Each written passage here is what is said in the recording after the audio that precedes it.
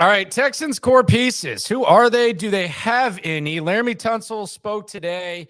He's his usual funny self. He wanted to let you know he's the two-time highest paid offensive lineman in the NFL, much like Booker T, another guy who lives in Houston, who's the five-time world champion of the world. Let's start with these core pieces. By the way, it is the Locker Room, number one source for Texans daily digital content. I'm Landry Locker. You can hear me Monday through Friday, 10 to 2 Central on Sports Radio 610. So I think unquestioned, Laremy Tunsil is one of the core pieces. He's the highest paid offensive lineman in the league. He's protecting your quarterback's blind side, whoever that will be. So when we talk about core pieces, it's guys a few years from now, assuming, and I don't even want to assume, but pretending that the Texans are competitive, Laremy Tunsil will be one of the core pieces. I don't think anyone can question that. Derek Stingley is the next one. He needs to be. Can we 100% unequivocally say that Derek Stingley is a core piece? I don't think so. We don't know if Derek Stingley can stay healthy. I know last year it was kind of some caution when you shut him down.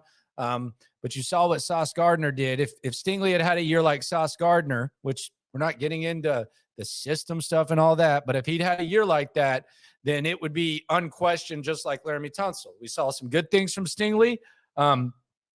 We also saw him in a system that didn't fit him. That's not going to be the case this year. This system is the same one that Sauce is in. It's one that fits him. He seems excited to be a part of it. He was at D'Amico Ryan's press conference, and D'Amico Ryan's has had some good things to say about him. So Derek Stingley needs to be. You draft a guy number 3 overall before a guy who had one of the best rookie seasons that a DB has ever had. Derek Stingley needs to be. Jalen Petrie very well could be.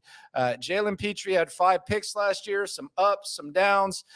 He's one of those guys who's front and center, one of the voices of the team last year. You think he's only going to get better. This system also probably fits him a little bit better. He's going to have Jimmy Ward back there with him, hopefully a healthy Stingley and Nelson to the side of him. So I could see Jalen Petrie, and also safeties can play for a hell of a long time. I could see Jalen Petrie, if the Texans are good in a few years, being a Pro Bowl caliber player. I think he very well could be. Damien Pierce, reasonable optimism, healthy skepticism when it comes to him being a core piece. Now, he played great last year, and there's reason to believe that Damien Pierce could be good again, but we do not know if he can carry the full load. We do not know. We haven't seen Damien Pierce over the course of an entire season in the last 5 years be able to carry the load from beginning to end. You saw him get hurt last year. Again, kind of some caution, Stingley-like, although he definitely would have missed at least a couple of games, was limping noticeably after that.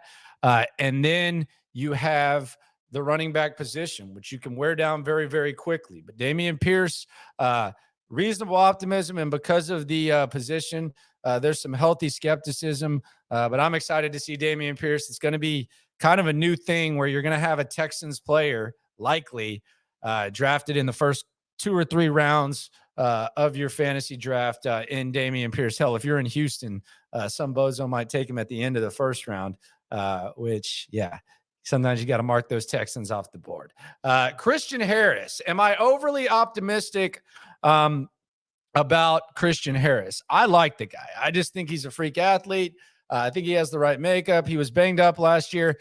Christian Harris, to me, seems like he could be one of those guys that plays for the Texans for 10 years. And when the Texans get good, we're just saying he might not be one of the 5 best players on your team, but he's one of the most important. He's one of the leaders. He's one of the guys that leads by examples. Those are kind of the foundational pieces. See Thomas Davis in Carolina. See some of those guys. Christian Harris might be overly optimistic there. I just think a lot of Christian Harris. I think D'Amico Ryans is going to help him. Kenyon Green has been brought up, baby steps. We don't even know if Kenyon Green's a quality guard yet. And quite frankly, how many times have you looked at a guard and said that's a foundational piece, especially if it's a really good football team? So Kenyon Green, baby steps. Another one that came up when I posed this question today was Dalton Schultz. 1-year deal, 26 years old. Travis Kelce's a foundational piece. Mark Andrews is kind of a foundational piece. Dalton Schultz, I would kind of tap the brakes on that. Notice we don't have a lot. We have one unquestioned, and we have a lot of other debate, which is always good to do. Cuss and discuss, as I like to say, here in the locker room. But the reality of the situation is this.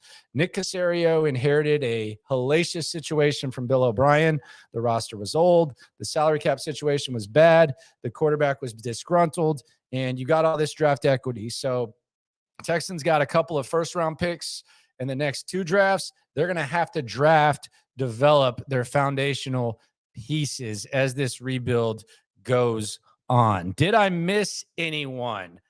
Comment, subscribe, like, at Landry Locker on Twitter, at Landry Locker on Instagram. I can only find one unquestioned foundational piece for the Houston Texans. Hopefully they draft a couple in 5 weeks and a day when the draft begins. Listen to me 10 to 2 Monday through Friday on the Odyssey app and on Sports Radio 610. Follow my daily digital content, #1 source for Texans daily digital content right here. Holler at me on social media at Landry Locker. Subscribe, like, appreciate you. No matter how many foundational pieces they have, no matter how many Caserio drafts, when it comes to this Texans thing, just remember, we're all in this